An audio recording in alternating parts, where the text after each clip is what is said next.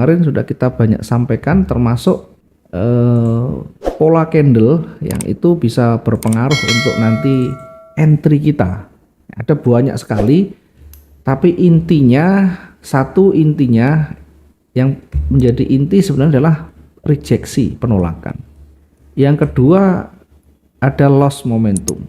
Yang ketiga ada namanya perubahan warna. Itu saja. Nah, perubahan warna ini minimal harus setengahnya.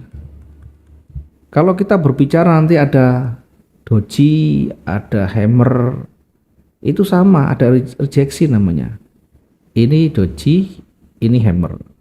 Nah, ini namanya rejeksi. Dia tidak bisa berdiri sendiri, dia harus ada struktur yang mengiringi. Yakni ketika dia naik harus mendekati area resisten atau paling tidak mendekati range-nya.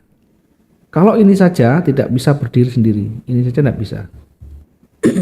Jadi harus ada kecenderungan dulu. Ada juga namanya hammer, ini tadi. Ada juga namanya engulfing. Engulfing itu kan gambarnya kan menutup atau lebih panjang.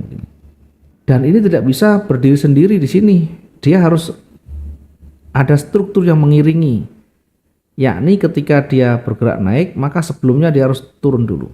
Nah, apakah ini tren atau di sini menyentuh supportnya? Dia harus mengiringi dulu. Kemudian perubahan warna di sini kan kelihatan nanti. Ini merah, kan turun itu merah dulu ini. Kemudian hijau di sini. Dengan demikian kalau kita lihat hijaunya lebih panjang, bahkan bukan lebih dari setengah tapi lebih panjang. Maka ini bagian dari trigger juga.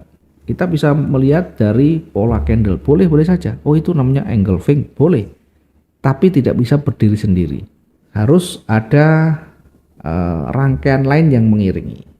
Contoh misalkan begini. Saya menyebut engulfing. Engulfing itu harus ada trennya. Harus ada area support resisten. Dia bergerak turun, kemudian ini membentuk satu kecenderungan. Terlepas apakah nanti dia berada di area support atau tidak, tapi ini sudah membentuk satu kecenderungan. Nah, kalau kita lihat sebelah kiri, ternyata ini ada support. Maka pola candle yang berada di area puncak, berada di trend, berada support resisten, di situ punya kekuatan validitas yang tinggi. Merah, kemudian hijau, hijaunya menutup candle sebelumnya, body candle sebelumnya ditutup. Demikian juga ketika dia naik. Ini. Begitu naik selalu kita perhatikan candle itu terbentuk seperti apa yang terbaru itu. Oh, ternyata dia bodinya tebal. Di sebelah kiri ada enggak di situ resisten? Kalau ada resisten, ada penolakan, maka kita tunggu konfirmasi berikutnya. Apakah nanti jadi merah atau bahkan dia akan kembali lanjut. Kalau jadi warna merah, maka peluang dia akan bergerak turun. Sebaliknya kalau dia break di atas hijau, maka akan kembali lanjut naik. Ternyata ini mulai merah di sini. Ini mulai merah. Kemudian kalau dia mencoba naik juga mulai gagal lagi. Nah, yang paling penting ketika kita melihat ada pola di sana, engulfing ini, maka lihat sisi sebelah kiri. Oh, ternyata berada di resisten, betul. Apa konfirmasi lainnya? Oh, ternyata rejeksi. Sebelumnya ternyata ada rejeksi, ada pengurangan kekuatan. Nah, ini menjadi valid dengan melihat pola engulfing, bearish engulfing, tapi secara struktur dia berada di area resisten. Secara struktur candle sebelumnya sudah memberikan petunjuk bahwa kekuatan bullish mulai berkurang, mulai habis, dan akhirnya berubah warna. Gitu ya. Jadi jangankan menutup, lebih dari setengah pun cukup, atau minimal setengah pun cukup. Jadi begini, ini naik lagi. Kita amati yang terakhir warna hijau di sana ya, misalkan dia naik sampai di sini. Kemudian sudah mulai ada warna merah. Merah ini kalau kita ukur belum ada setengah, berarti tidak valid. Kalau kita lihat secara pola candle, ini namanya harami. Ya, harami itu petunjuk dia akan berbalik dari tren naik jadi turun. Tetapi tentu untuk mengkonfirmasi lebih baik kita tunggu satu konfirmasi lagi yang ini lebih dari setengah. Maka kita bisa entry berikutnya di sini. Memang ini harami, memang bagian dari pola candle. Kalau kita lihat namanya pola candle, namanya ini harami. Candle di mana bodinya lebih pendek dari sebelumnya. Boleh saja kita mempelajari banyak pola candle ya, tapi mungkin kalau kita tidak bisa menerapkan nanti jadinya tambah bingung ya, tambah bingung. Jadi apakah itu berpengaruh? Berpengaruh, memang berpengaruh. Di dalam kita menentukan entry itu bisa menjadi bagian dari trigger kita ya. Ada contoh begini misalkan ya. Ini candle yang dengan banyak pola begini ya. Mungkin kita sudah banyak mendapatkan materi begini dari berbagai media sosial. Kalau kita menghafalkan nama-nama, tentu nanti akan kesulitan. Satu pola candle itu namanya bisa beda-beda, bisa banyak sekali. Bahkan bisa ratusan pola candle. Nah, kembali lagi yang paling penting adalah konsepnya. Dari sisi logika ini ketemu. Ya, pola apapun akan ketemu. Ya, saya contohkan begini ya. Ini pola namanya piercing bullish ya. Piercing bullish. Ada lompatan di sana. Bukaan dan tutupan dia lompat. Di mana lompatnya harusnya kalau merah ditutup di sini, kemudian candle berikutnya bukaannya kan lurus. Ini dia ada lompatan ke bawah, kemudian naik.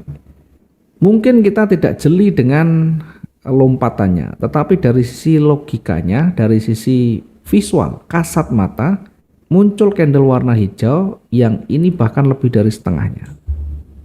Ya, istilahnya dalam pola candle piercing bullish. Ada juga namanya rising tree method seperti ini. Polanya adalah dia candle hijau, kemudian ada 3 candle merah. Yang 3 candle merah ini masih lebih panjang dari hijaunya. Kemudian dikonfirmasi candle berikutnya hijau. Yang hijau ini bodinya lebih panjang lagi dari merahnya, bahkan dari hijaunya di sini. Ini namanya rising tree methods. Atau kalau kita logika paling gampang, tidak usah dengan pola ini namanya. Kita cukup melihat dari sisi pertarungan candlenya. Pertarungan candle. Ada candle hijau, dia sempat naik, kemudian merah ini mencoba melawan, kemudian setelah itu hijau. Merah ini kalau kita kumpulkan segini. Dari sisi tren dominan hijau, merah mencoba melawan, kemudian setelah itu hijau ini lebih panjang, menutup dari merah. Maka dari sisi pertarungan candle, inilah yang menjadi pemenang. Ini dari sisi logika. Termasuk dia menggunakan pola begini ya, sama ya. Intinya mana dia yang mendominasi, maka dia akan lebih condong.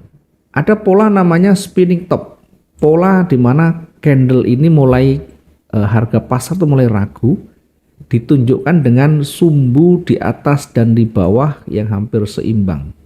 Ini menandakan pasar ini lagi bimbang. Secara tren dia naik, tapi berada di atasnya sudah mulai bimbang, dia turun juga mulai berat. Sehingga candle seperti ini adalah candle yang meragukan, menunggu konfirmasi. Kita bisa menunggu hijau sampai menutup sumbu di atas, atau kita tunggu merah sampai di bawah sumbunya.